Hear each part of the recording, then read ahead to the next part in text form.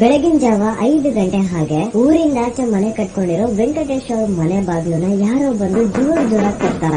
ಯಾರಿಷ್ಟು ಬೆಳಿಗ್ಗೆ ಜೋರಾಗಿ ಬಾಗ್ಲು ತರ್ತಿದ್ದಾರೆ ಅಂತ ವೆಂಕಟೇಶ್ವರ್ ಎದ್ದು ಹೋಗಿ ಡೋರ್ ಓಪನ್ ಮಾಡಿ ನೋಡ್ತಾನೆ. ಯಾರು ಒಬ್ಳು ಹೆಂಗ್ಸು. ಅವಳು ನೋಡ್ಲಿಕ್ಕೆ ತುಂಬಾ ವಿಕೃತಿ ಪರಿಸ್ಥಿತಿಯಲ್ಲಿರ್ತಾಳೆ.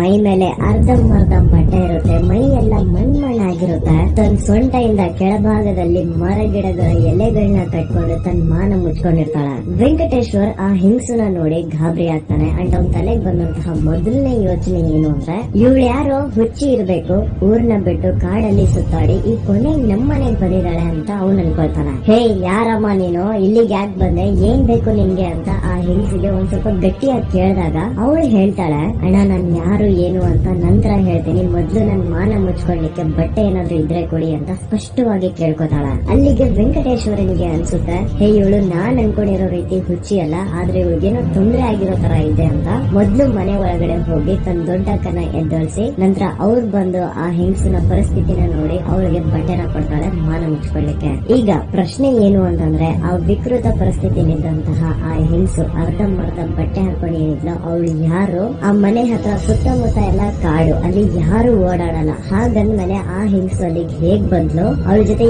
ಏನಾಯ್ತು ಅನ್ನೋದನ್ನ ಕೇಳ್ಬಿಟ್ರೆ ಮೈ ಜುಮ್ ಅನ್ನುತ್ತೆ. ಸಂತೋಷ್ ಕುಮಾರ್ ಹತ್ತತ್ರ 35 ವರ್ಷ ವಯಸ್ಸಿರುವಂತಹ ಈ ಅಪ್ಪನ್ಗೆ ಬಿಂದು ಅಂತ ಹೆಸರಿರೋ ಒಬ್ಳು ಹೆಂಡತಿ ಸಹ ಇರ್ತಾಳೆ. ಅಂಡ್ ಈ ಜೋಡಿಯ ಸಂಸಾರ ತುಂಬಾ ಚೆನ್ನಾಗಿರುತ್ತೆ. ಗಂಡಂದು ಒಂದು ಬಿಸ್ನೆಸ್ ಇರುತ್ತೆ, ತುಂಬಾ ಚೆನ್ನಾಗಿ ಸಂಪಾದನೆ ಮಾಡ್ತಿರ್ತಾನೆ. ಅಂಡ್ ಹೆಂಡತಿ ಕೂಡ ತುಂಬಾ ಒಳ್ಳೆ ಇರ್ತಾಳೆ. ಒಟ್ಟಲ್ಲಿ ಹೇಳ್ಬೇಕು ಅಂತಂದ್ರೆ ಒಂದು ಹ್ಯಾಪಿ ಕುಟುಂಬ ಇವ್ರದು. ಆದ್ರೆ ಏನ್ ಗೊತ್ತಾ, ದೊಡ್ಡವರು ಒಂದ್ ಮಾತು ಹೇಳ್ತಾರೆ, ನಾವ್ ಯಾವಾಗ ಖುಷಿಯಾಗಿರ್ತೀವೋ ಆ ಕಾಲ ತುಂಬಾ ಬೇಗ ಕಳೆದು ಹೋಗುತ್ತೆ ಅಂತ. ಅದೇನೆ ಈ ಗಂಡ ಹೆಂಡತಿ ಜೋಡಿ ಜೊತೆ ಆಗಿತ್ತು. ಈ ಗಂಡ ಹೆಂಡತಿ ಸಂಬಂಧದಲ್ಲಿ ಬಿರುಕುಗಳು ಬೀಳೋಕ್ ಸ್ಟಾರ್ಟ್ ಆಗಿ ಚೆನ್ನಾಗಿದ್ದ ಸಂಬಂಧ ಹಾಳಾಗ್ತಾ ಬರುತ್ತೆ. ಬಿಂದುಗೆ ತನ್ನ ಗಂಡ ಸಂತೋಷ್ ಕುಮಾರ್ ಯಾರ ಜೊತೆನೋ ಅಕ್ರಮ ಸಂಬಂಧನ ಇಟ್ಕೊಂಡಿದ್ದಾನೆ ಅನ್ನೋ ಒಂದು ಡೌಟ್ ಇರುತ್ತೆ. ಈ ಡೌಟ್ ಯಾಕಪ್ಪ ಅಂತಂದ್ರೆ, ಆ ಸಂತೋಷ್ ಕುಮಾರ್ ಬಿಹೇವ್ ಮಾಡೋದ್ ಕೂಡ ಹಾಗೆ ಇರುತ್ತೆ. ಮನೆಗ್ ಸರಿಯಾಗಿ ಬರ್ತಾ ಇರಲ್ಲ, ಬಂದ್ರು ತುಂಬಾ ಲೇಟ್ ಆಗಿ ಬರೋದು, ಯಾವಾಗ್ಲೂ ಫೋನ್ ಕೈಯಲ್ಲೇ ಇಟ್ಕೊಂಡಿರೋದು, ಯಾರ್ದಾದ್ರೂ ಫೋನ್ ಬಂತು ಅಂದ್ರೆ ತುಂಬಾ ದೂರ ಹೋಗಿ ಮಾತಾಡೋದು, ಆ ಫೋನ್ ನ ಯಾರಾದ್ರೂ ಮುಟ್ಟೋಕ್ ಹೋದ್ರೆ ಅವರು ಬೈಯೋದು, ಹೊಡಿಯೋದು, ಕಟ್ಕೊಂಡಿರುವಂತಹ ಹೆಂಡತಿ ಕಡೆ ಇಂಟ್ರೆಸ್ಟ್ ತೋರಿಸದೇ ಇರೋದು, ಹೀಗೆಲ್ಲ ಮಾಡ್ತಾ ಇರ್ತಾನೆ. ಸೊ ತನ್ನ ಗಂಡ ಯಾರೋ ಬೇರೆ ಹೆಂಗಸು ಹಿಂದೆ ಬಿದ್ದಿದ್ದಾನೆ ಅನ್ನೋದು ಇವಳಿಗೆ ಗೊತ್ತು. ಆದ್ರೆ ಆ ಹೆಂಗಸು ಯಾರು, ಅವಳ ಹೆಸರು ಏನು, ಅವಳು ಎಲ್ಲಿ ಇರ್ತಾಳೆ ಅನ್ನೋದು ಬಿಂದುಗೆ ಗೊತ್ತಿರಲ್ಲ. ಸೊ ಇವಳೇನ್ ಮಾಡ್ತಾಳೆ, ಹಿಂಗಾದ್ರೂ ಮಾಡಿ ಅವಳು ಯಾರು ಅಂತ ನನಗ್ ಗೊತ್ತಾಗ್ಬೇಕು ಅಂತ ಜ್ಯೋತಿಷ್ಯಗಳ ಹತ್ರ ಎಲ್ಲ ಹೋಗಿ ಅವ್ರು ಹೇಳಿದಂತಹ ಪೂಜೆಗಳನ್ನೆಲ್ಲ ಮಾಡಿ ವಾಮಾಚಾರ ಮಾಟ ಮಂತ್ರ ಪ್ರತಿಯೊಂದನ್ನು ಟ್ರೈ ಮಾಡ್ತಾಳೆ. ಆದ್ರೆ ಆ ಹೆಂಗಸಿನ ಹೆಸರು ಏನು ಅಂತ ಇವಳಿಗೆ ಗೊತ್ತಾಗಲ್ಲ. ಆಮೇಲೆ ಒಂದು ದಿನ ಇವಳು ಹಾಗೆ ಯೂಟ್ಯೂಬ್ ಅಲ್ಲೇನೆ ಇದ್ರ ಬಗ್ಗೆ ರಿಸರ್ಚ್ ಮಾಡ್ತಾಳೆ. ತನ್ನ ಗಂಡ ಏನಾದ್ರೂ ಅಕ್ರಮ ಸಂಬಂಧ ಇಟ್ಕೊಂಡಿದ್ರೆ ಅದನ್ನ ಹೇಗ್ ಕಂಡು ಹಿಡಿಬೇಕು ಅಂತ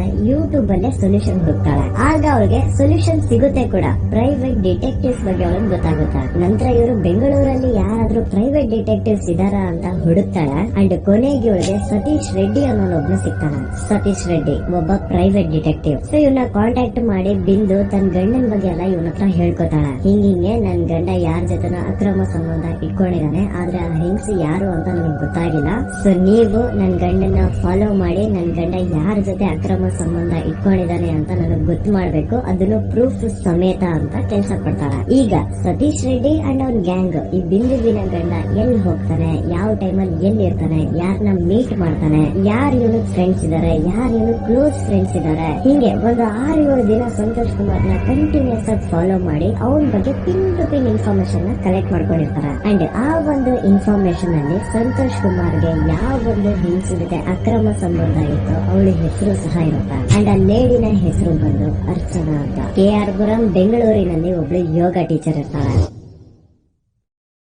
ಅರ್ಚನಾ ಇವಳಿಗೂ ಮದುವೆ ಆಗಿ ತುಂಬಾ ದೊಡ್ಡ ಮಕ್ಳು ಇರ್ತಾರೆ. ಅಂಡ್ ಇವಳು ತನ್ನ ಪ್ಯಾಷನ್ ಯೋಗನ ಪ್ರೊಫೆಷನ್ ಆಗಿ ಚೂಸ್ ಮಾಡ್ಕೊಂಡು ಬೇರೆಯವ್ರಿಗೆ ಯೋಗನ ಹೇಳ್ಕೊಟ್ಟು ಅದ್ರ ಮೂಲಕ ಅರ್ನಿಂಗ್ ಮಾಡ್ತಿರ್ತಾಳೆ. ಸೊ ಇವಳೇನದು ಯೋಗ ಕ್ಲಾಸಸ್ ನ ನಡೆಸ್ತಾ ಇದ್ಲು, ಅದ್ರ ಮಾರ್ನಿಂಗ್ ಬ್ಯಾಚ್ ಅಲ್ಲಿ ಸಂತೋಷ್ ಕುಮಾರ್ ಇವಳ ಯೋಗ ಕ್ಲಾಸಸ್ ಗೆ ಬರ್ತಾ ಇದ್ದ. ಸುಮಾರು ವರ್ಷಗಳಿಂದ ಸಂತೋಷ್ ಕುಮಾರ್ ಆ ಯೋಗ ಕ್ಲಾಸಸ್ ಗೆ ಹೋಗ್ತಿರೋದ್ರಿಂದ ಸಂತೋಷ್ಗೂ ಹಾಗೂ ಅರ್ಚನಾಗೂ ತುಂಬಾ ಒಳ್ಳೆ ಪರಿಚಯ ಇರುತ್ತೆ. ನಂತರ ಆ ತುಂಬಾ ಒಳ್ಳೆ ಪರಿಚಯ ಹೋಗಿ ಫ್ರೆಂಡ್ಸ್ ಆಗ್ತಾರೆ. ಫ್ರೆಂಡ್ಸ್ ಹೋಗಿ ಅಕ್ರಮ ಸಂಬಂಧ ಇಟ್ಕೋತಾರೆ. ಈಗ ಪ್ರೈವೇಟ್ ಡಿಟೆಕ್ಟಿವ್ ಸತೀಶ್ ರೆಡ್ಡಿಗೆ ಸಂತೋಷ್ ಕುಮಾರ್ ನ ಪಿನ್ ಟು ಪಿನ್ ಇನ್ಫಾರ್ಮೇಶನ್ ಗೊತ್ತಾಯ್ತು. ಅಷ್ಟೇ ಅಲ್ಲದೆ ಆ ಡಿಟೆಕ್ಟಿವ್ ಏನ್ ಮಾಡ್ತಾನೆ, ಸಂತೋಷ್ ಕುಮಾರ್ ನ ಫಾಲೋ ಮಾಡಿ ಸಂತೋಷ್ ಹಾಗೂ ಅರ್ಚನಾ ಏನ್ ಪ್ರೈವೇಟ್ ಆಗಿ ಮೀಟ್ ಮಾಡ್ತಿದ್ರು ಅದನ್ನೆಲ್ಲಾ ಫೋಟೋ ಇಟ್ಕೊಂಡು ಹೋಗಿ ಬಿಂದುಗೆ ತೋರಿಸ್ತಾನೆ. ನೋಡಮ್ಮ, ನಿನ್ ಗಂಡ 7 ಜೊತೆನೆ ಅಕ್ರಮ ಸಂಬಂಧ ಇಟ್ಕೊಂಡಿರೋದು ಅಂತ. ಪಾಪ ಈ ಕಡೆ ಹೆಂಡತಿ ಬಿಂದುಗೆ ಆ ಫೋಟೋಸ್ ನೆಲ್ಲ ನೋಡಿ ಹೃದಯನೇ ಚೂರ್ ಚೂರಾಗ್ಬಿಡುತ್ತೆ. ಆ ಫೋಟೋಸ್ ಎಲ್ಲ ನೋಡಿದ್ರು ಸಾಕ್ಷಿ ಕಣ್ಮುಂದೆ ಇದ್ರು ಅವಳು ಹೇಳ್ತಾಳೆ, ಇಲ್ಲ ಇಲ್ಲ ನನ್ ಗಂಡ ಇದೆಲ್ಲ ಮಾಡಿರಲ್ಲ, ಈ ಲೇಡಿನೇ ನನ್ ಗಂಡನ ಮೇಲೆ ಏನೋ ಮಾಯ ಮಾಡಿ ತನ್ನ ಹಿಂದೆ ನನ್ ಗಂಡ ಅಲಿಯೋ ತರ ಮಾಡಿದಾಳೆ. ನನ್ ಗಂಡ ಮೊದ್ಲು ನನ್ ಜೊತೆ ಖುಷಿಯಾಗಿದ್ದ ರೀತಿ ನನಗೆ ಮತ್ತೆ ವಾಪಸ್ ಬೇಕು. ಜೊತೆಗೆ ಈ ಲೇಡಿ ಅರ್ಚನಾ ಏನಿದಾಳು ಇವಳಿಗೂ ಸರಿಯಾಗಿ ಪಾಠ ಕಲಿಸ್ಬೇಕು ಅಂತ ಬಿಂದು ಆ ಪ್ರೈವೇಟ್ ಡಿಟೆಕ್ಟಿವ್ ಹತ್ರ ಫೋರ್ಸ್ ಮಾಡ್ತಾಳೆ. ಅಂಡ್ ಅವನ್ಗೆ 4 ಲಕ್ಷ ಸಹ ಕೊಡ್ತಾಳೆ. ತಗೋ, ಈ 4 ಲಕ್ಷ ಇಟ್ಕೊಂಡು ಈ ಅರ್ಚನಾಗೆ ಸರಿಯಾಗಿ ಪಾಠ ಕಲಿಸು ಅಂತ. ಈಗ ಆ 4 ಲಕ್ಷ ಇಟ್ಕೊಂಡು ಆ ಪ್ರೈವೇಟ್ ಡಿಟೆಕ್ಟಿವ್ ಸತೀಶ್ ಹೇಳ್ತಾನೆ, ಸರಿ ಬಿಂದು ಅವರೇ, ನಂಗೊಂದ್ ಸ್ವಲ್ಪ ಟೈಮ್ ಕೊಡಿ, ನಾನೇನಾದ್ರೂ ಪಕ್ಕಾ ಪ್ಲಾನಿಂಗ್ ಮಾಡ್ಕೊಂಡು ಬರ್ತೀನಿ ಅಂತ. ಸ್ವಲ್ಪ ದಿನ ಆದ್ಮೇಲೆ ಆ ಡಿಟೆಕ್ಟಿವ್ ಒಂದು ಪ್ಲಾನ್ ನ ರೆಡಿ ಮಾಡ್ತಾನೆ. ಆ ಪ್ಲಾನ್ ಏನು ಅಂತಂದ್ರೆ ಅರ್ಚನಾನ ಸಾಯಿಸ್ಬೇಕು. ಆದ್ರೆ ಅವಳನ್ನ ಮನೇಲಿ ಸಾಯಿಸಬಾರ್ದು, ಎಲ್ಲಾದ್ರೂ ದೂರ ಕರ್ಕೊಂಡು ಹೋಗಿ ಸಾಯಿಸ್ಬೇಕು. ಆದ್ರೆ ಅವಳನ್ನ ಅಷ್ಟು ದೂರ ಕರ್ಕೊಂಡು ಹೋಗ್ಬೇಕು ಅಂತಂದ್ರೆ ಮೊದ್ಲು ಅವಳು ಡಿಟೆಕ್ಟಿವ್ ಗೆ ಪರಿಚಯ ಆಗ್ಬೇಕು. ಅಂಡ್ ಆ ಡಿಟೆಕ್ಟಿವ್ ಅವಳ ನಂಬಿಕೆನ ಗೆಲ್ಬೇಕು. ನಂತರನೇ ಆ ಡಿಟೆಕ್ಟಿವ್ ಅವಳನ್ನ ಎಲ್ಲಾದ್ರೂ ದೂರ ಕರ್ಕೊಂಡು ಹೋಗಿ ಸಾಯಿಸೋದಕ್ಕಾಗೋದು. ಸೊ ಈ ಒಂದು ಪ್ಲಾನಿಂಗ್ ನ ತಲೆಯಲ್ಲಿ ಇಟ್ಕೊಂಡು ಡಿಟೆಕ್ಟಿವ್ ಸತೀಶ್ ರೆಡ್ಡಿ ಅರ್ಚನಾನ ಯೋಗ ಕ್ಲಾಸಸ್ ಗೆ ಜಾಯ್ನ್ ಆಗ್ತಾನೆ. ಅಂಡ್ ವಿತಿನ್ 1-2 ವೀಕ್ಸ್ ಒಳಗಡೆ ಅವನು ಅರ್ಚನಾಗೆ ತುಂಬಾ ಕ್ಲೋಸ್ ಸಹ ಆಗ್ತಾನೆ. ನಾನೊಬ್ಬ ಎಕ್ಸ್ ಮಿಲಿಟರಿ ಆಫೀಸರ್, ಈಗ ಜಾಬ್ ಬಿಟ್ಟು ಹೊಟ್ಟೆಪಾಡಿಗೆ ಆರ್ಮಿ ಎಕ್ಸಾಮ್ಸ್ ಗೆ ಪ್ರಿಪೇರ್ ಆಗ್ತಿರುವಂತಹ ಮಕ್ಕಳಿಗೆ ಗನ್ ಶೂಟಿಂಗ್ ಇದೆಲ್ಲ ಟ್ರೈನಿಂಗ್ ಕೊಡ್ತೀನಿ ಅಂತ ಅರ್ಚನಾ ಮುಂದೆ ಹೇಳ್ಕೊಂಡಿರ್ತಾನೆ. ಗನ್ಸ್ ಶೂಟಿಂಗ್, ಅದ್ರ ಟ್ರೈನಿಂಗ್ ಇದೆಲ್ಲ ಕೇಳಿ ಅರ್ಚನಾ ಅಟ್ರಾಕ್ಟ್ ಆಗ್ತಾಳೆ. ಸಂತೋಷ್ ಅವರೇ, ನನ್ಗೂ ಆ ಗನ್ಸ್, ಆ ಫೈರಿಂಗ್, ಆ ಟ್ರೈನಿಂಗ್ ಎಲ್ಲ ನೋಡ್ಬೇಕು ಅನ್ನೋ ಆಸೆ ಇದೆ. ಸಾಧ್ಯ ಆದ್ರೆ ನನ್ಗೂ ಒಮ್ಮೆ ಕರ್ಕೊಂಡು ಹೋಗಿ ನಿಮ್ ಟ್ರೈನಿಂಗ್ ನ ತೋರಿಸಿ ಅಂತ ಕೇಳ್ಕೊತಾಳ. ಈಗ ಇಲ್ಲಿ ಅನ್ನನೂ ಅಳಿಸಿತ್ತು, ನಾಯಿನೂ ಹಸ್ಬಿತ್ತು. ಡಿಟೆಕ್ಟಿವ್ ಇದೇ ಒಂದು ಅವಕಾಶಗೋಸ್ಕರ ಕಾಯ್ಕೊಂಡಿದ್ದು. ಶೋರ್ ಮೇಡಮ್, ನೀವ್ ಯಾವಾಗ ಹೇಳ್ತೀರೋ ಅವಾಗ ನಿಮ್ಮನ್ನ ಕರ್ಕೊಂಡು ಹೋಗಿ ನಾನು ಆ ಗನ್ಸ್ ನ ಟ್ರೈನಿಂಗ್ ತೋರಿಸ್ತೀನಿ ಅಂತ ಭರವಸೆ ಕೊಡ್ತಾನೆ. ಕೊನೆಗೆ ಆನ್ 23 ಅಕ್ಟೋಬರ್ 2024 ಬೆಳಿಗ್ಗೆ 9:30 ಗಂಟೆ ಹಾಗೆ ಡಿಟೆಕ್ಟಿವ್ ಸತೀಶ್ ರೆಡ್ಡಿ ಅಂಡ್ ಅವನ್ ಗ್ಯಾಂಗ್ ಅರ್ಚನಾ ಇದ್ದಂತಹ ಅಪಾರ್ಟ್ಮೆಂಟ್ ಹತ್ರ ಬಂದು ಅರ್ಚನಾಗೆ ಗನ್ ಶೂಟಿಂಗ್ ನ ಟ್ರೈನಿಂಗ್ ತೋರಿಸ್ತೀನಿ ಅಂತ ಹೇಳಿ ಸುಮ್ನೆ ಯಾಮರ್ಸಿ ಅವಳನ್ನ ಕಿಡ್ನಾಪ್ ಮಾಡ್ಬಿಡ್ತಾರೆ. ನಂತರ ಇಡೀ ಬೆಂಗಳೂರು ಸುತ್ತಮುತ್ತ ಯಾವ್ದಾದ್ರು ಸೈಲೆಂಟ್ ಆಗಿರುವಂತಹ ಜಾಗ ಏನಾದ್ರು ಸಿಗ್ಬಹುದು ಅಂತ ಫುಲ್ ಓಡಾಡ್ತಾರೆ. ಆದ್ರೆ ಅವ್ರಿಗೆ ಎಲ್ಲೂ ಯಾವ್ದೂ ಜಾಗ ಸಿಗಲ್ಲ. ಕೊನೆಗೆ ಇವ್ರು ಏನ್ ಮಾಡ್ತಾರೆ, ಚಿಕ್ಕಬಳ್ಳಾಪುರ ಜಿಲ್ಲೆಯ ಶಿಡ್ಲಘಟ್ಟ ತಾಲೂಕಿನ ಗೌಡನಹಳ್ಳಿ ಹೋಗುವಂತಹ ದಾರಿಲಿ ಇದ್ದಂತಹ ಕಾಡಲ್ಲಿ ಕಾರ್ನ ಹೋಗಿ ನಿಲ್ಲಿಸ್ತಾರೆ. ಇಳಿದ್ ನೋಡ್ತಾರೆ, ಸುತ್ತಮುತ್ತ ಫುಲ್ ಕಾಡು, ಯಾರು ಓಡಾಡಲ್ಲ ಅಲ್ಲಿ. ಅಂಡ್ ಇದನ್ನ ಅಡ್ವಾಂಟೇಜ್ ಆಗಿ ತಗೊಂಡು ಆ ಸತೀಶ್ ರೆಡ್ಡಿ ಅಂಡ್ ಅವ್ರ ಗ್ಯಾಂಗ್ ಯೋಗ ಟೀಚರ್ ಅರ್ಚನಾ ಮೇಲೆ ಅತ್ಯಾಚಾರ ಮಾಡ್ತಾರೆ. ಅಷ್ಟೇ ಅಲ್ಲದೆ ಅವಳ ಮೈ ಮೇಲೆ ಒಂದು ತುಂಡು ಬಟ್ಟೆ ಇಲ್ದಿರ ನಿಲ್ಸಿ ಅವಳಿಗೆ ಸರಿಯಾಗಿ ಕಿರುಕುಳ ಕೊಡ್ತಾರೆ. ಹೊಡಿಯೋದು, ಬಡಿಯೋದು, ಅವಳ ಬಾಡಿ ಪಾರ್ಟ್ಸ್ ನ ಹೆಂಗ್ ಬೇಕೋ ಹಂಗೆ ಉಜ್ಲಾಡೋದು. ಕೊನೆಗೆ ಅವಳಿಂದ ತನ್ನ ಎಲ್ಲಾ ದೈಹಿಕ ಆಸೆಗಳನ್ನ ತೀರಿಸಿ